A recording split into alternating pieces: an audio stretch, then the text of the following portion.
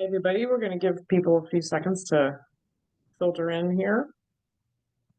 Welcome.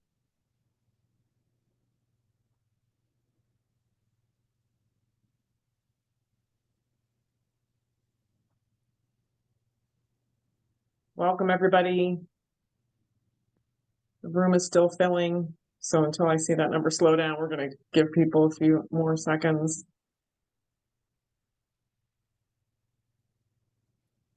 See a lot of familiar names.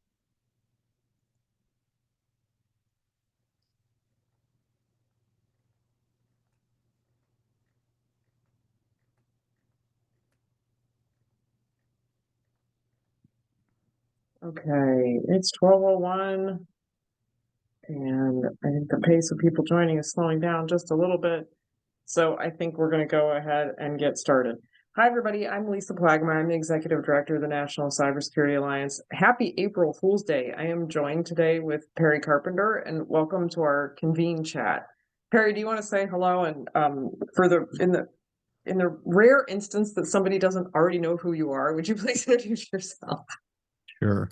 Yeah, my name is Perry Carpenter. Thanks for having me, by the way. I'm the Chief Human Risk Management Strategist at KnowBe4, and I focus on kind of the intersection of technology and people and why we fall for things, even though we know better lots of times, but those little mental states that an attacker can get us in so that we do the thing that they want to do rather than what's in our own best interest lots of times. And really looking forward to our discussion today. Yeah, so Perry gave an absolutely brilliant presentation at our most recent convene event in Florida last month.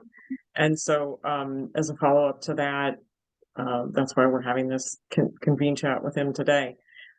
Today is also significant for us, for the National Cybersecurity Alliance, because one of our board members had a brilliant idea that we should do something with AI and deepfakes for April Fool's Day.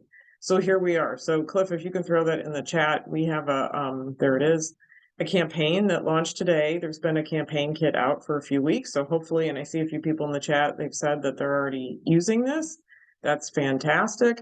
If you go to the webpage, what you're going to see, that's all now completely live. We kind of trickled the resources out as we got them ready, as we prepared them, rather than waiting until everything was done. Hopefully that was helpful for you. But you'll see the entire campaign, why you should use safe words and what that actually means. We have a human and voice, human versus AI voice challenge. So there's recordings that you could, if you share this link with people in your organization, your employees, they could take that little quiz themselves to see if they can tell the difference or not. And then how AI scams work in general, some more examples for you there. And then what is a safe word, how to set one up, who needs one. We decided for this campaign, there's obviously so much you can do with AI and deepfakes with a April Fool's Day theme. But we decided to really hone in on the voice deepfakes because it feels like that might be one of the easiest to perpetrate and one of the hardest to detect. And as you were all joining today, Perry and I were actually chatting about whether or not you can tell the difference and how you can tell the difference. And I think we're beyond the point of people saying, no, the voice doesn't sound right. I think it's really looking for those other telltale signs that something's up, like the sense of urgency or what it is they're actually asking of you in that moment. Perry, what are your thoughts about this campaign? Because I want to credit Perry and his team for the radio ads. We have radio ads playing today on iHeartRadio, and Nice. we have some print ads that we out of home ads, outdoor ads that are in the Wharf area of Washington D.C. today that go along with this campaign. But it was Perry and his team that helped us produce the radio ads, and they came out really, really great. Because how else can you talk about a deep fake voice attacks without people hearing them? It's obviously the easiest way to communicate it. Yeah, there was some really good research that just came out over the past couple days that showed verifiably that we are way past the crossover point for people being able to detect a voice deepfake. And it was good to see the numbers on that. I'll see if I can find that research and throw it in the chat by the time we finish. But that was really good, and it confirms what I think those of us that have been following this for a while knew was true, that people can get on the phone with an AI and have no idea. In fact, at DEF CON last year, I entered a chatbot in the social engineering capture the flag competition. And that was the first real test of that bot. I'll let people see and hear a little bit of that today. But the first real live fire test against an unsuspecting person done with ethical boundaries around it in the DEF CON social engineering village. Kept somebody on the phone for close to 10 minutes, got every piece of information that I'd wanted to get out of that person, helped them solve a technical issue, and made them laugh. That is a real, genuine interaction. We've very much crossed that threshold, and that was just one of a few bots that we tried, and they were all the same. Wow. Wow. So I see somebody asking if a video will be available of this today. Yeah, we put all of our recorded webinars on YouTube, so you can look for that in the future. So Perry, where do you want to start? You shared so much great information at Convene. Why don't we share some of that with this audience in case you missed it or anybody just wants to hear it again? Sure. I'll share the basis of the slide deck that I did, and then I'll dump out and do a little bit more interactive than we were able to do there because I wasn't able to bring some of the technology that I usually use with me. But let me set the stage. I'm going to share some slides. Oh, somebody's gonna need to give me the ability to share. I'm assuming that Cliff on the back end is able to do that.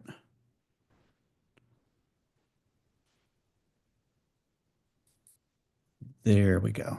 Thank you. And I will share sound. Oh, Cliff, you're also going to need to get it to where I have the permissions to share sound. So let me try that one more time. Okay, it's still not letting me do that yet. And wait just a second. But while Cliff is working through that, I'll give a little bit of a preamble. I'd been dealing with deepfake voice specifically for 3.5 years, I guess, kind of before the generative AI revolution. So this is back in the days of, if you were following it, there was a company called Lyrebird that got bought by a company called Descript. They did a really good AI voice cloning for editing and post-production. So I got involved at that point. Adobe had some technology that also had some really good deepfake voice integrated with it that they never really released to the public. But I've been following this for a while. The video side of this, I've gotten into a little bit more recently, probably over the past year, and have been playing with it in various forms. And as you think about video deepfake, there's a couple ways that you see it. So some of those are real live deepfakes where you have somebody like me pretending to be somebody else on a Zoom call or in some kind of clip. And then you have the other kinds of deepfakes, which are like these celebrity endorsements or where somebody's trying to make a political figure say something that they never said or do something that they never did. I'll show you examples of both of those today as soon as we get the audio sharing bit of this working. Cliff, I'm not sure if you're able to make that work or not on your side. I tried on my end and I can't. I don't think I have. I don't see any reason you shouldn't be able to share your audio. I made you Yeah, a it's co-host. grayed out on my side. But I'm not sure that I have an easy workaround for that.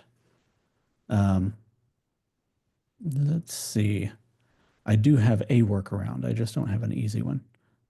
But let me actually, while you look at that, I'll ditch to something else because there's some things that I think are going to be critical for us to get sound on. But we were talking a little bit about actually, I'm gonna go forward and we'll cover a few slides real quick, and then I'll reshare as soon as you're able to see if that's going to be possible or not.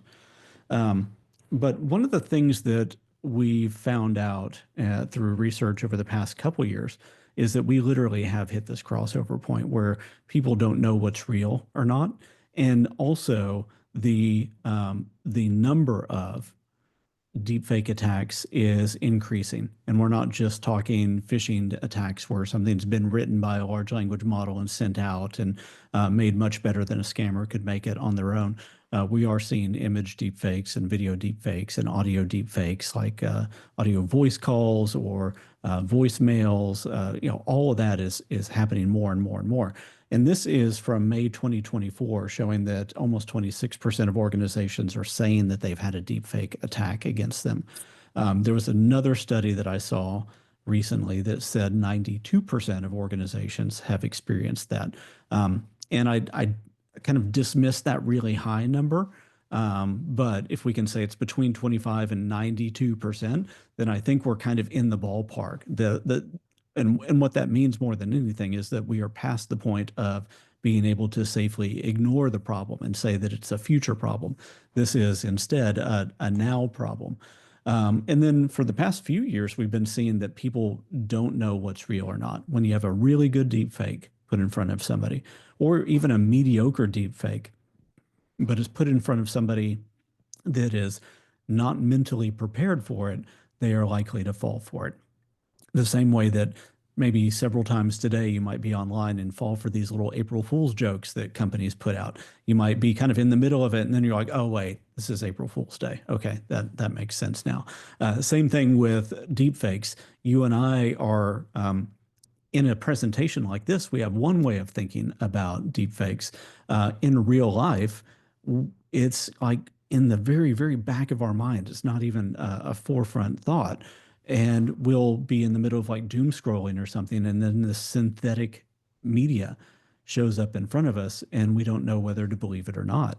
And that's even the ones that have what we might call tells in it. They might just totally bypass our awareness. Now, this is a stat that is, I think, a little bit scary. And what this 21.6% stat is that when people were warned that within the next 5 videos they see, one of those will be a deepfake, this is the percentage of times that they were able to accurately detect which one it was. And I don't know about you, if we're looking at 5 possibilities, one of those being a deepfake, the rest being legit, 21.6% is just over random chance. And so that also means that close to 80% of the time they were mistaking real videos as deepfakes, and then of course identifying the right one, only 21% of the time. So not a good stat. That's where we are. We are in this space where people cannot be, we cannot expect that people will be able to determine what is real or not. That being said, though, I think that there's a way of thinking about this that may give us a little bit of hope. And that is, and I'm going to ditch out of slides for a second just so that we can potentially see what may work for this. The thing that I've come to the conclusion of is that when it comes down to it, many times it doesn't matter what is real or not, whether something is synthetically made or not. What matters instead is if the thing that's in front of us is deceptive in some way, because there's tons of things that could be synthetically generated. I mean, art that we see all the time is going to be more and more synthetically generated. And we might have ethical or artistic views on whether that's good or not, but it doesn't mean that it's trying to twist our reality.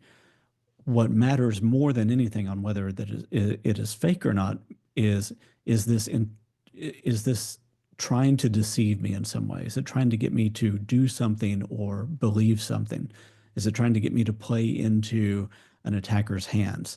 So that's the ultimate thing that I'm driving at when I think about this, is the real or not is a secondary question. The other interesting thing when it comes to the question of is this real or not is the fact that more and more and more and more, we're going to see the synthetic, the generative encroach on reality in ways that we've actually invited in. If you go to LinkedIn, you go to Microsoft Word, you go to Google Docs, everything has this help me write with AI button now. And so that means that if you're using that, then, and somebody runs that through a deepfake detector, it's very highly likely that even though maybe your original thoughts were in there and you drafted the original draft, but you use that button, it may come up as being probably created by an AI. We also have friends and family members that we know in real life, but when we see them on Instagram or someplace like that, they no longer have pores on their face, or they're wearing makeup that they don't actually wear. They look younger than they look. And that's because of all the AI filters. And so you can have a real person that is posting about their real life situations, talking about their real families, being in a real restaurant and all that, but there's enough synthetic filtering on that they might be detected as a deep fake. So the question then would be, is that intended to deceive somebody in, with the purpose of making them do something or believe something? No, it's not. It's just meant to make that person feel a little bit more comfortable with the way that they're presenting themselves online. So we're going to be needing to deal with that. The other thing that I saw, and I posted a video about this a couple weeks ago, is that all of the deepfake detectors that I've tested are extremely flawed. And now I've talked to some companies since then that seem to have a good handle on some of the nuance that's required. But the 5 that I tested, which were the 5 first ones that came to me in this video, were extremely flawed. I put in an audio clip of Lisa that I had doctored a little bit. I made a deep fake of Lisa's voice, added a few things in post-production to make that sound more believable and change the environment some, and it bypassed every deepfake detector I put it through. So that's not good. The other thing that tended to happen is I tested multiple deepfake detectors that took my real video with no filters or anything else and said that I was a deepfake. Same thing with my unfiltered, unmodified voice. At least 2 of the detectors that I remember testing right now said that my real unaltered voice was a deepfake. And the deepfakes that I gave to it, I could trick them into believing were real, which means that that entire market of deepfake detectors right now, early in 2025, is suspect from my perspective. And the things that are going to start to matter more and more and more are exactly what Lisa started to talk about. It's not necessarily the high-tech things. It is much more like, what's your standard way of thinking about phishing? Is there a heightened emotion? Are they trying to pressure you? Are they using time? Are they using urgency? Are they using authority? Are they using fear? Those kinds of things are going to become the primary question. And then maybe a deepfake detector that you run something through, or maybe even one that's just preloaded onto a system. That would be a data point that you look at. It's not the be-all, end-all determinant of whether something should be trusted or not. And I'm still not able to share sound from mine, but what I'll do is we've made you a host. Okay. I don't know what else we can possibly. I can't find any settings to change on my side. Yeah, that's never happened. I do have a different way that I can route stuff that we can try something in just a minute. But let me start with. In the meantime, Andy had a question, and I don't know sure. if we can. Let's see. Allow to talk. There we go, Andy. You can unmute if you'd like to ask your question.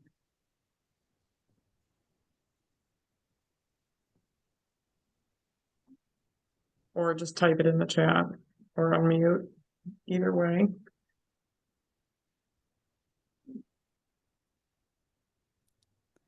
It says I may have to exit and log back in for audio. I could actually do that real quick if you want to. That's fine. Wait for Andy's question to come in. Yeah, just a second. Yeah, I'm I'll hit leave webinar, not end webinar for all. And come back. Yeah. Yeah. So this is how you know it's not AI because we're having live technical issues. I am actually looking for the post on Perry's LinkedIn the video that he made shortly after Convene that included the oh, I found it, so I will put that in the chat. Grab a link to this. So this is the video that Perry just mentioned. No, that's not it.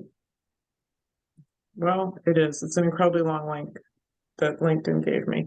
Anyway, Perry, I just shared, when I say share the post, that's the big ugly link that it gave me. I'm not sure why. Right. There isn't a shorter version. Yeah. Anyway, that's the video that Perry was talking about earlier. Are you able to share a sound now, you think, this time, Yeah, Perry? it's still not letting me do it, but let me do a couple other things real quick, and Okay. and then we'll see where we go. So one of the non-sound things that I've been playing with is if I go over here, I can show you one of the machines that I've hooked up to my camera rig, and you'll see here I've got a face that I've selected. That is the beautiful face of Nicolas Cage. Over here in the right-hand side, you can see another environment that I've got set up. And what I want to show you is just how fast it is to become somebody else. So here you've got select a face. I could go through all these different faces that I put there. I just literally pick a photo and, oops, let me go get Nicolas Cage again. There we go. And hit live on here. And this takes just a minute to spin up. And then you can see that my hair's wrong, but that's pretty You easy make to a fix. great Nicolas Cage. I know, right? I can fix that with something like that. I can also, so I've got each of these windows mapped in my screen. So I could, go full screen, pull that window over and make that very full screen version of me. I could even just do this. And so there's the one with the background replacement, or I could show kind of all three together. And the thing about these is that we're so conditioned to, like, when the video is jerky, the way that these are, the frame rate is slow or the audio doesn't match up. And I've not hooked up the real-time audio deepfake with this right now, but I have done that as well. And so this is extremely fast. The only thing I have to do this is just get online, search for an image, or I could even take a screenshot of Lisa right now if I wanted to and turn into Lisa. Or I could just, go to, I'll show you another one real quick. Favorite person to deepfake for, just about everybody always is going to be Taylor Swift. Everybody deepfakes Taylor Swift all the time. I don't make the best Taylor Swift. You can see I've got the beard. But you start to like ditch the glasses. That's a little bit better, right? Then you go, oh, well, the hair is still all messed up, so we can maybe fix that.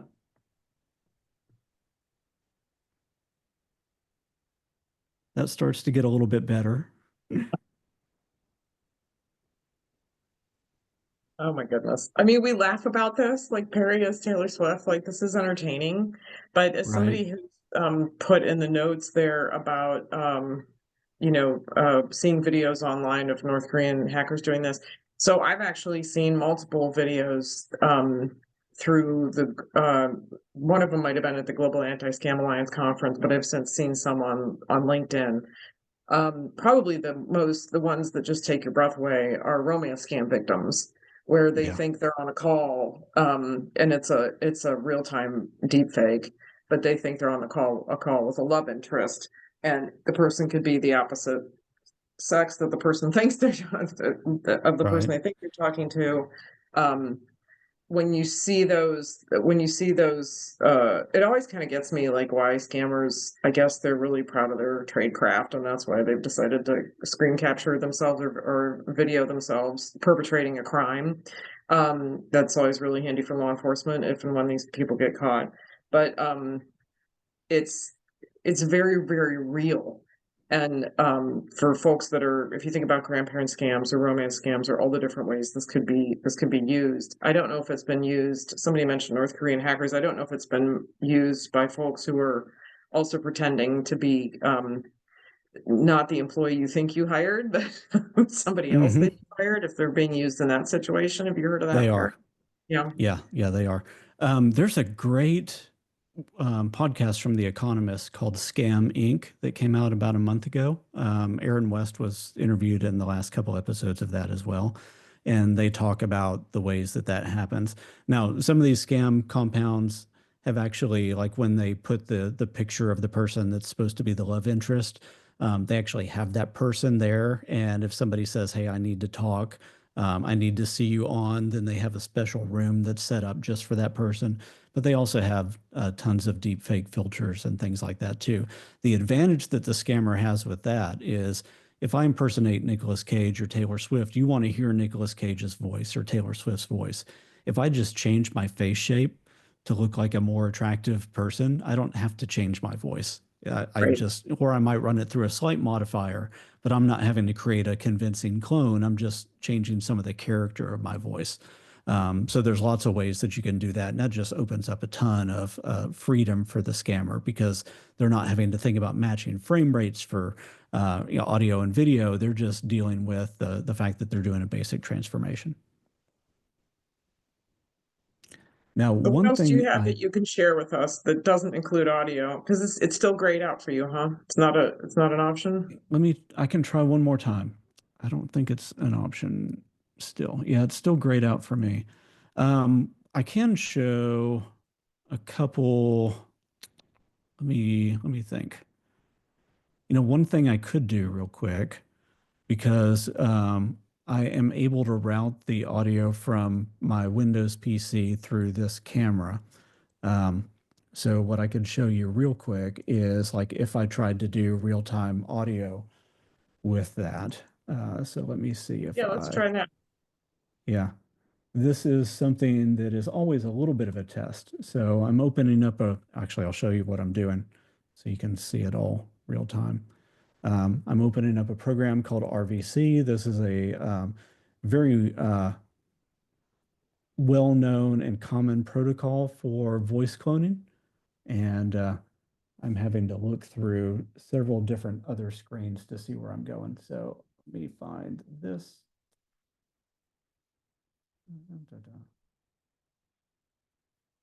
I did not think I would be trying this one right now. I'm just looking for the one thing that gets this kicked off. And there we go. So one of the interesting things that you'll see about this is that a lot of these have been made for people that want to like replicate anime voices online because they're gamers. But I'm going to pick a model for a guy named Brandon Potter, who plays a character in one of the shows that we do at Know Before. And so to match that voice, I'm going to go grab this. This is what Brandon looks like. You may also recognize him from a TV show that's fairly popular. And so there's Brandon. I'll go ahead and still kind of, Brandon's bald. So I'll just do that to make that look a little bit more believable. Take my glasses off. And then now I'm going to go over here and I'm going to hit start. And you're not going to be able to hear it yet, but over here, and I'll show you this other computer for just a second. Let me get where I can see what I'm showing you as well. Okay, so on my other computer, you'll see kind of the infinite window, but over here, I'm going to turn my regular mic off and I'm going to turn on this other mic that is trying to replicate Brandon's voice.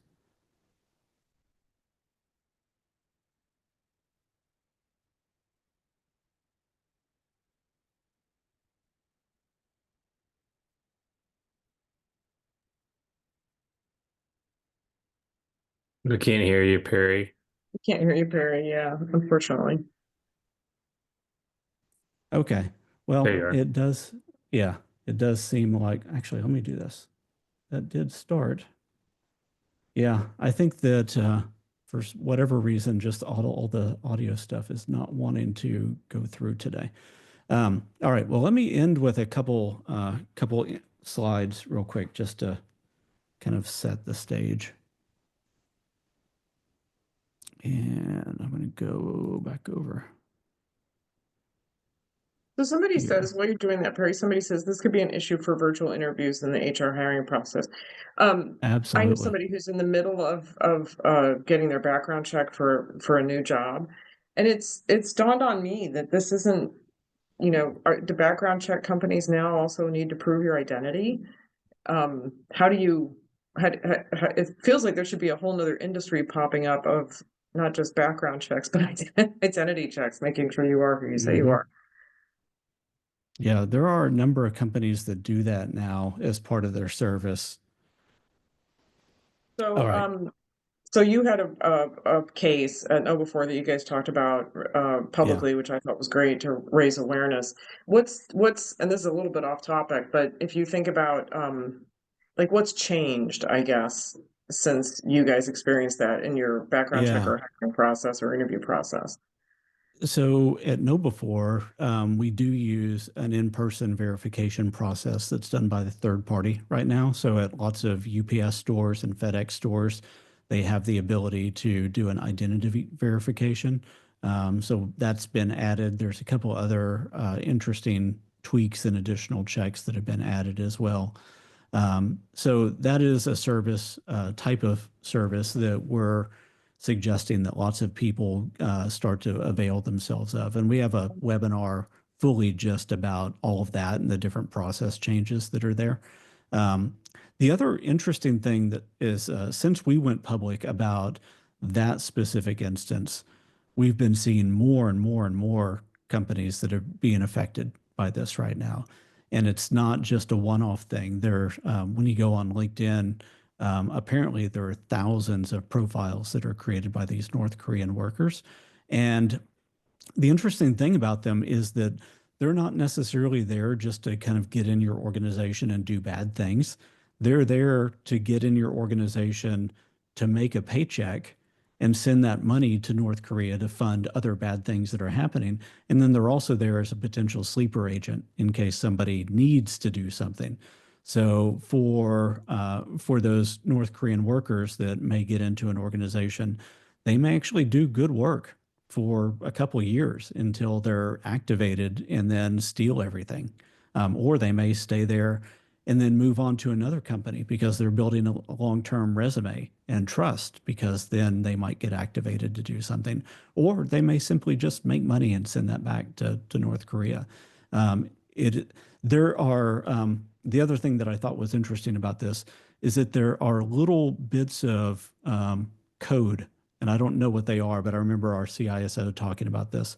Little bits of like little code words and things that may pop up in a North Korean, um, scammers' LinkedIn profile or their resume that will be things that others look for, like other people within the North Korean intelligence service look for, so that they know, oh, we have somebody in this company because their LinkedIn profile has this little phrase in it that tees us off so that we know that we can now contact that person and try to activate them.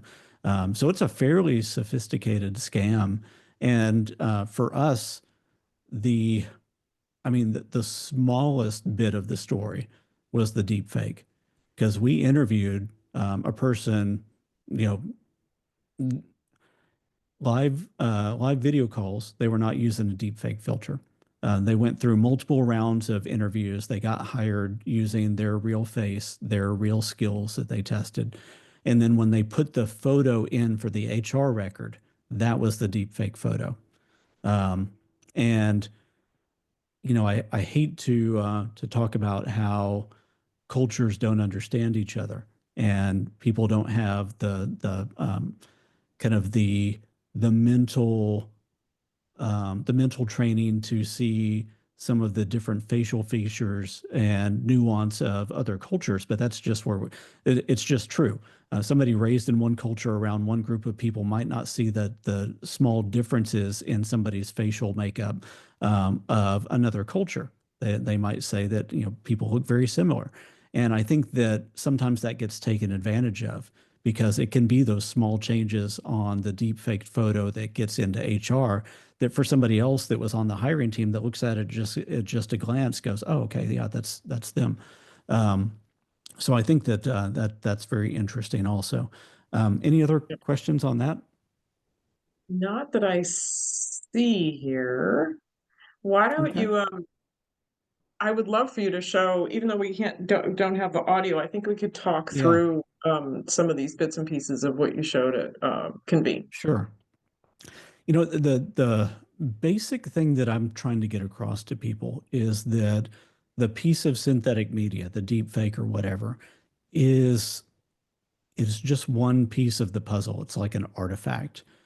And the artifact, because it's one piece of a puzzle, fits it within this big context. That context is the narrative. That might be a worldview, that might be a political opinion, it might be uh, some kind of information and understanding about an organization. There's lots of ways that this thing that gets launched fits within a wider narrative. Because a 30-second clip that you see shouldn't be enough to change your mind on something. It usually is not enough to change your mind on something. It is the thing that is going to reinforce the thing that you already believe, or pull you into a direction that you are already leaning into. And that's why when people like release these secret audio of person X, the people that wanted to believe what was already in that audio are going to believe harder. The people that didn't want to believe are going to be the ones that are skeptical and starting to try to disprove it. So that the narrative is always there, and the narrative is the thing that the scammer or the disinformation artist is playing into to make somebody do something or believe somebody or believe something. This gets to your thought about a lot of this coming back to basic phishing training.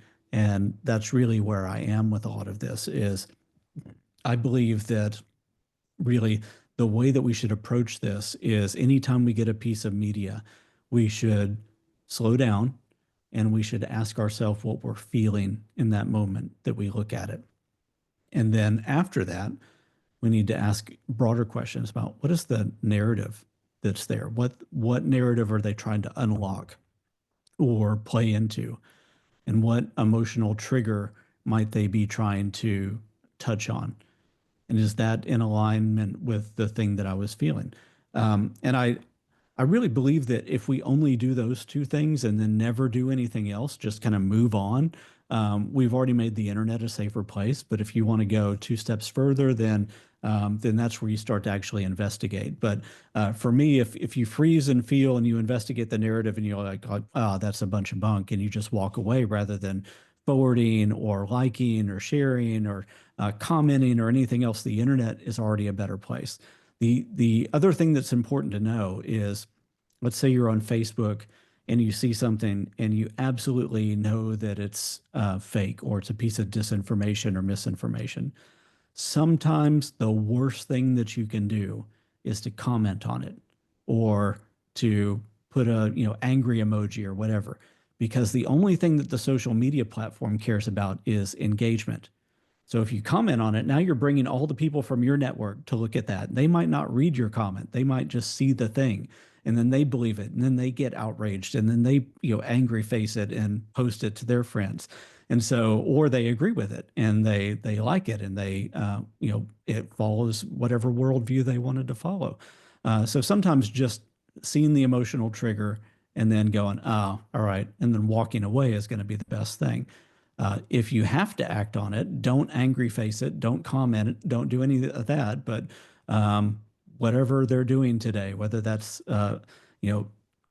saying I want to flag this for potential content moderation, I want to put a community note on this, I want to do whatever, go that route, but don't do it on the thing itself because that only encourages the algorithm. The algorithm is not our friend. So investigate claim sources and then really just think about vigilance with that. There's a whole bunch of audio that we could go through, but I'm going to not do that real quick. I want to go kind of to, we can talk through, let's talk through this real quick. I'm going to reshare. And somebody asked what program you were using when you were doing the deepfakes of yourself. That is a program called Deep Live Cam. And it's there's a GitHub repository for it. You can download it. It's not too difficult to install.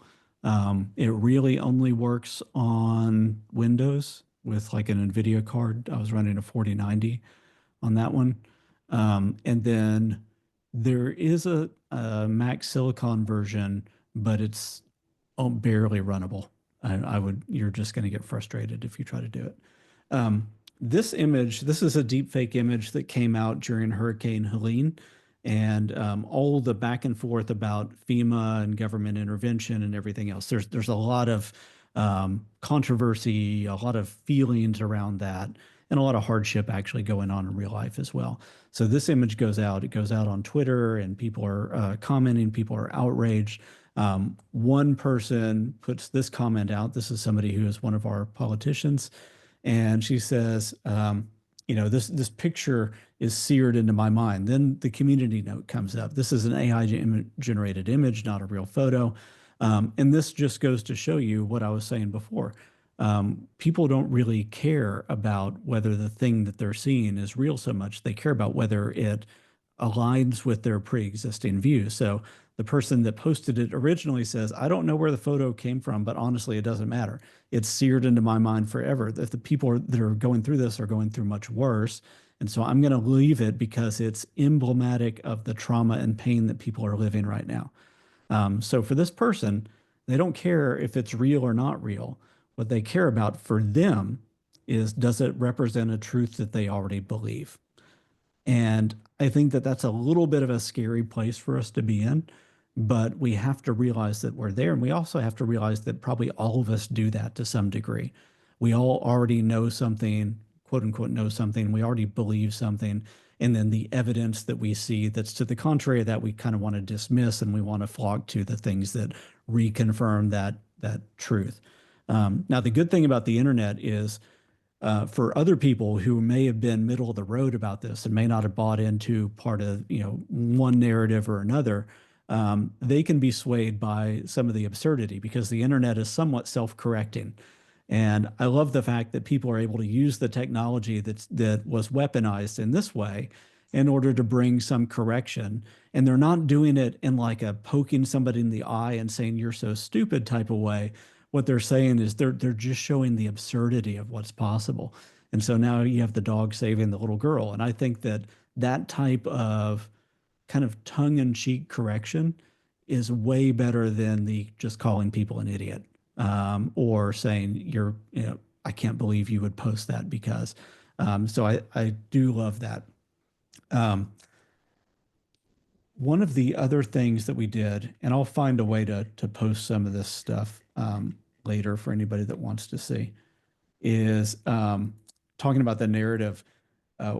Lisa may remember that I created a fake Bitcoin scam that she was involved in.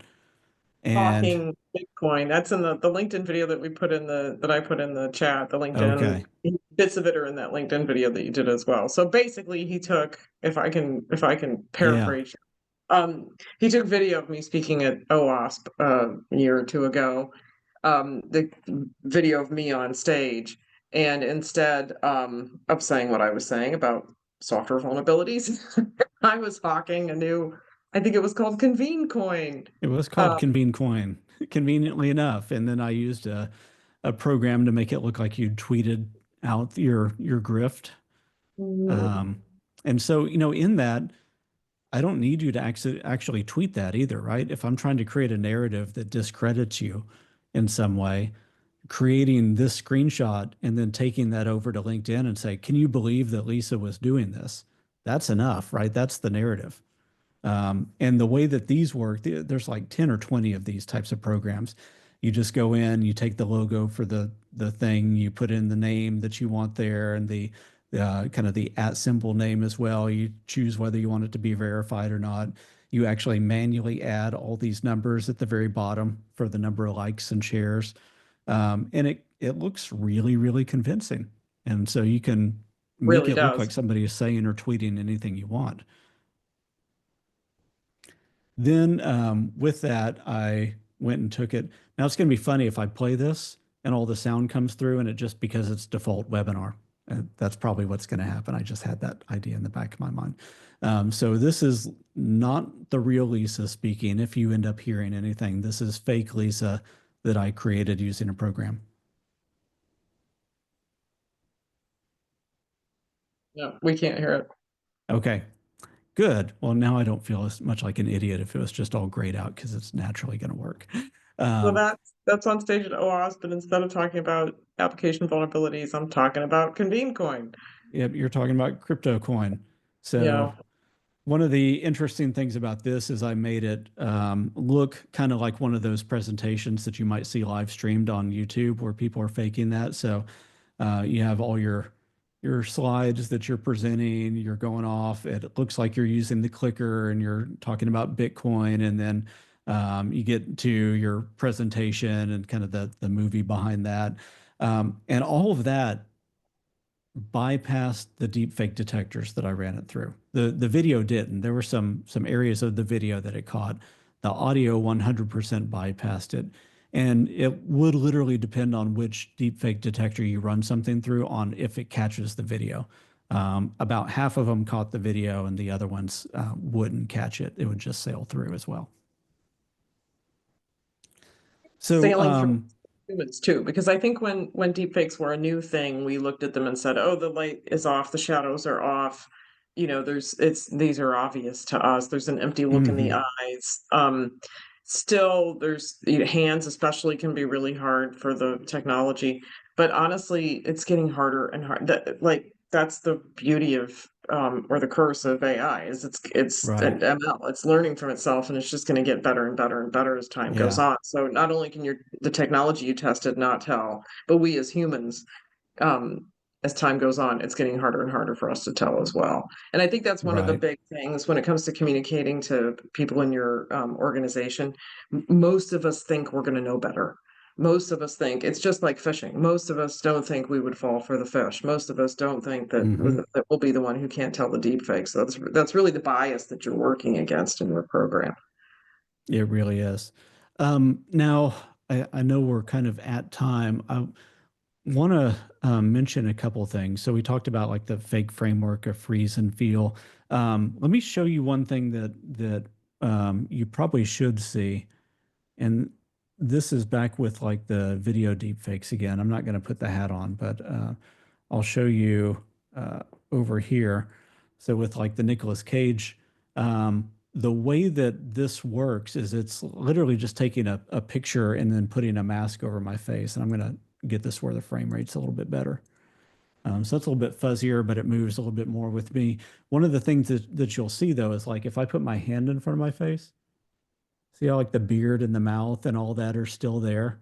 So you can kind of peel that mask away. So if you have like a friend or a loved one and you for a second think that they may be a deep fake and you're not where you can call them back, or they've created a frame where you feel like you have to interact and rather than drop, well then you can, have them do something like that or take a can and put it in front of their face.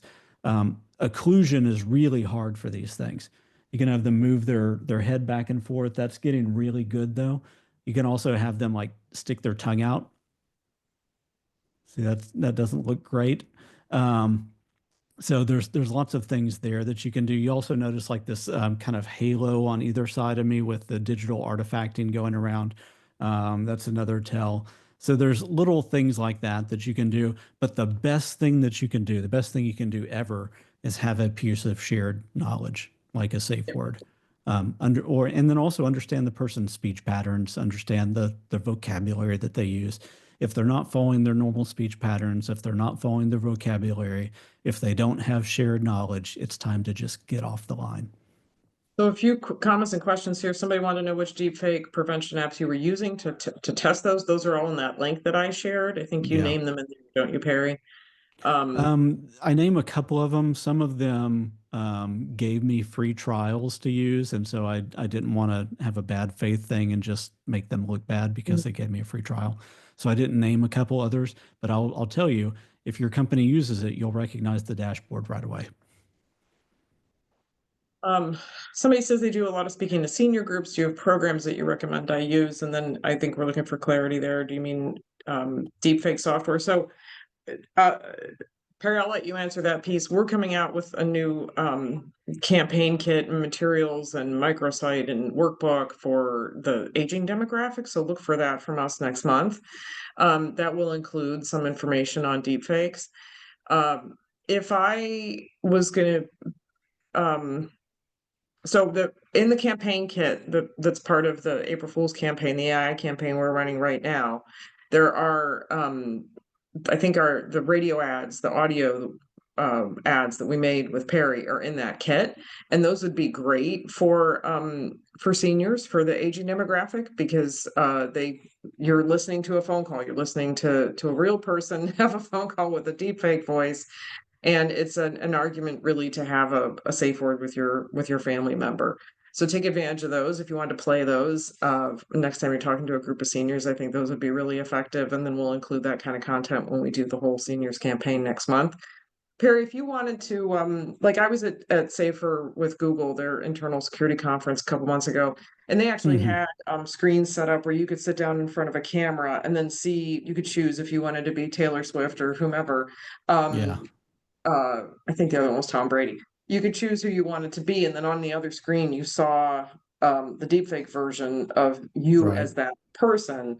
If you wanted to do something like that, if somebody wanted to, I think that'd be a great display to set up during maybe Hmm. Cybersecurity Awareness Month, or if you're doing an internal company event, so that people could sit down and experience that Yeah, themselves. What software would you use? Are there tools that you like for doing something like yeah. that? There's if you have a Windows machine, then there's a couple. So Deep Face Live is one, and that's one where you can actually like see the mask get put on. So you see like all the wire mesh over somebody's face, and as they turn into Keanu Reeves. So that's really cool. Deep Live Cam is the one where you just grab an image and you can do that. I think that's a really powerful one too, because anybody that you want to become, you're not having to train a model. You're just grabbing an image. So those are good. If you're wanting to show voice, something like 11 Labs or an RVC model, though 11 Labs I think is the most convincing one out there right now. All that's good. If you need a piece of SaaS software that just runs in the cloud, you'll be frustrated with the latency of it, but you can, there's a few different programs you could use. Acool is one, Akool. There's Deepfake. Trying to think of the other one. Swap Face, SWAPFACE. That also has a downloadable client with it. It's a little bit costly and it's not as good or convincing as the free ones that I've already shown, but it's convenient. It's easy to set up, and if convenience and easy to set up outweighs the having to download something from GitHub and deal with all the dependencies, then that works. I have some setups that I could show people how to replicate that to do fake calls and all that kind of stuff. It's getting easier and easier and easier as like 11 Labs has these conversational AI bots that you can create in a second. HeyGen also does the same thing. So all the ones that I weaponized at what's the name of that conference? At DEF Right. CON. My brain is, Definitely. is broken. Yeah. At DEF CON, the stuff that took a lot of work to set up now is basically integrated in these products natively at this point. You can just hook it up to a phone number and all of a sudden have a large language model on the back end run through a voice service that's calling people and doing whatever you want. Yeah, and these are all products that have a legitimate use. I mean, 11 Labs does the accessibility Hmm. for our website Yeah. in various languages. I mean, these are all products that They're not a scam company. they're not scam What they're companies. doing They're being is used. they're creating customer agents with that or Right. website agents. And as you think about it, what is a pretext call but a customer agent call? And so it's really easy to take this legitimate use case, twist Right. it just a little bit, and all the functionality that they baked into that's very robust, that serves a legitimate business purpose, gets weaponized just like that. Can't have nice things, Perry, on the internet. No. And the other thing is, if I'm a scammer doing that, it's a one-to-one conversation. Soon as I get something like that through an 11 Labs equivalent or like the framework that I set up, it's 1,000 to 1 or It's 1 to one to many. 1,000. Yeah, it's 1 to many. Yeah, I think I mean, I frequently get asked in news interviews and things about the effect of AI on bad things happening, cyber criminals doing bad things. And to Yeah. me, it's a matter of quality. It's higher quality. You know, even the phishing emails that they're creating Hmm. are better quality and efficiency. It does the same thing for them that it does for the rest of us when we use it. Absolutely. Okay. I think we should probably wrap up now, Perry. There Yeah, I will think be so. a recording of this available afterwards. We'll reach out to everybody. We post all of our webinars on YouTube. Um, Again, I'll advertise our kit if you haven't seen it. Um, I want to thank Jen DeBerg from MasterCard on our board for having the initial idea, and Perry and his crew for creating the radio ads for us. And then FA on our team, our art director, for creating all the and having the whole idea of the concept. The was Hmm. just fantastic. So we're really excited to have outdoor advertising happening and radio advertising happening on iHeart. So I can recommend those assets to you. They're consumer grade, and um, and I think using those in your organization, like you won't be disappointed in the quality of what we created. We're really super proud of it. I'll also tell you about the next convene is going to be in Cleveland. Cliff, do you want to share the dates in the chat? It's in August. Um, and then of course there'll be another one next winter. We do 2 a year. Um, so I can highly recommend those to you. It's really just as Perry said earlier, it's the intersection of all things security and human related. Um, and Perry's always one of our best speakers when he can make it and when he speaks like he did at this last one in Florida. He's fantastic. So there you go, August 26th and 27th at the Intercontinental Cleveland. That is actually on the campus of the Cleveland Clinic. And we're hoping to have the CISO or one of the deputies from the Cleveland Clinic talk to us about cybersecurity in healthcare and what a challenge that can be. Okay, I think that wraps us up today. Perry, any final thoughts? Thank you so much for being with us. No, no final thoughts at all, other than that if you're interested in seeing some of these things kind of unfettered and working rather than dealing with some of the technical glitches that we had today, I do have a YouTube channel. If you just look up fake, FAIK files, there's a playlist for AI demos or AI tutorials, I think is what I called it, that has like all the deepfake stuff in it. And my favorite thing about the book, Perry, when I read it is that I realized that my kids or my mom could read it and they would understand everything in there too. So it's really Yeah. written for a consumer audience. Perry and I were in New York City last October during Cybersecurity Awareness Month and walked by, what was it, a Barnes and Noble that had all Hmm. the fake books in the window. That was really That was exciting to see great. the book in the window on New York City. But can highly recommend that book for a general audience. So if you're looking for a giveaway for your for employees during Cybersecurity Awareness Month or something, or you're doing some kind of contest, it's written for people. You don't have to be highly technical to No, appreciate. that was the intent, is Yeah, it's great. it gives you a good grounding in where we are with AI, but also the fundamentals of deception and how technology is always going to be the thing that gets weaponized because of the mind of the deceiver and the vulnerabilities built into our own cognition. And then the last 3 chapters of that are extremely practical. It's like, what do you do about it? How do you build toolkits for your family? How do you practice your own cognitive security?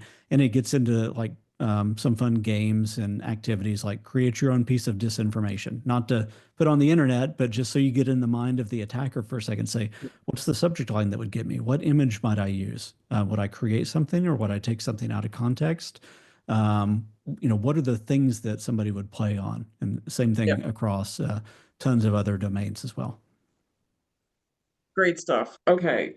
Thank you so much, everybody, for Thank joining. you. Have a good rest of your day and a good rest of your week. Thank you very much, Perry. We're always available to do this whenever you have time. It's always fun. And thanks for tuning in, everybody. Have a great rest of your day. Thanks.